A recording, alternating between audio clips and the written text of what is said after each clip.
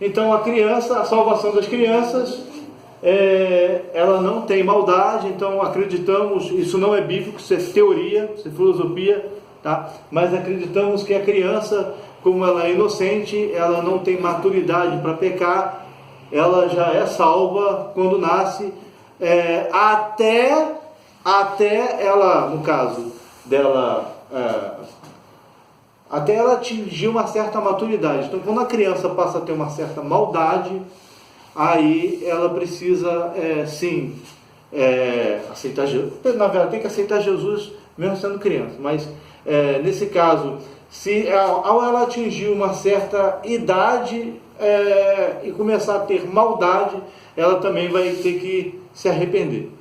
Né? Vai ter que se arrepender. A impecabilidade de Cristo. Todo homem pecou, menos Cristo. Ele podia ter pecado? Podia, mas ele escolheu não pecar. Ele escolheu não pecar. Por outro lado, o Senhor Jesus é Deus. Está escrito: no princípio era o Verbo, e o Verbo estava com Deus, e o Verbo era Deus. Todas as coisas foram feitas por ele, e sem ele nada do que foi feito se fez. Aí depois, diz lá embaixo, e o Verbo se fez carne e habitou entre nós, e vimos a sua glória, como a glória do unigênito do Pai, cheio de graça e de verdade. Então Jesus é Deus.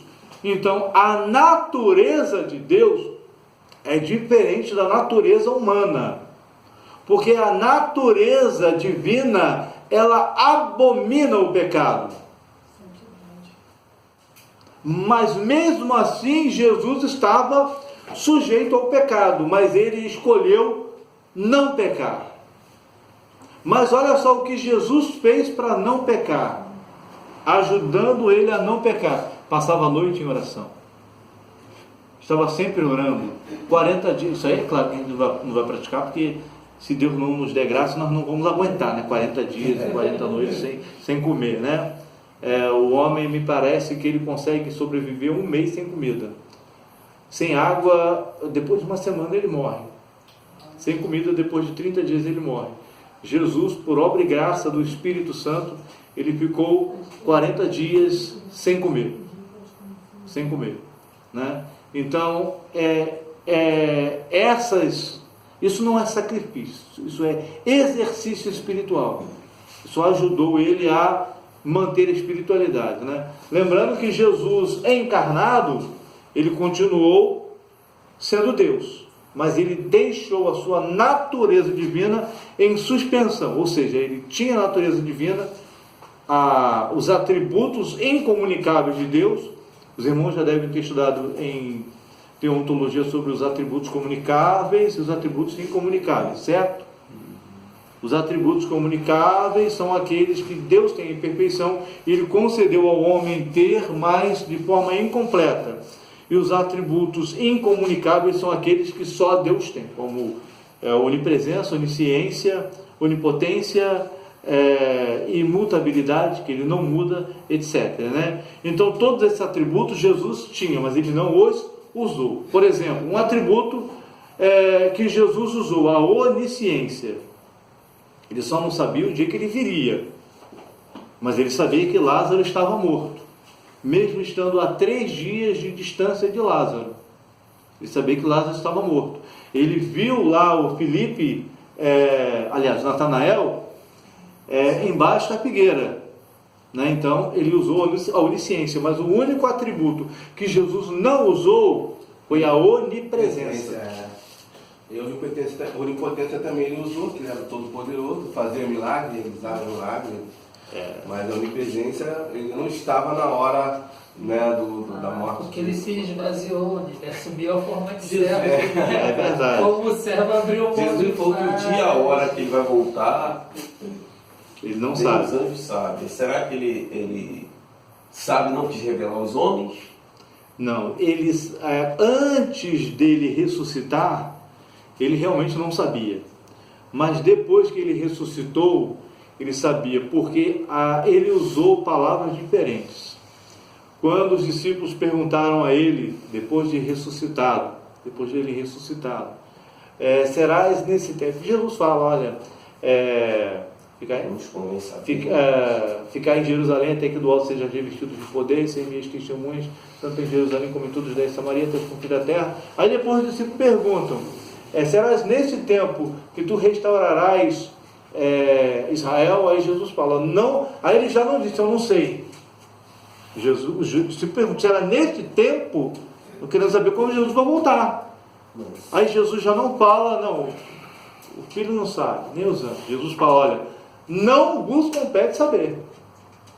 Então ele já não fala que não sei. Ele fala: não vos compete saber os dias e as ocasiões que o Pai estabeleceu pelo seu próprio poder. Então ele sabia, mas ele não revelou.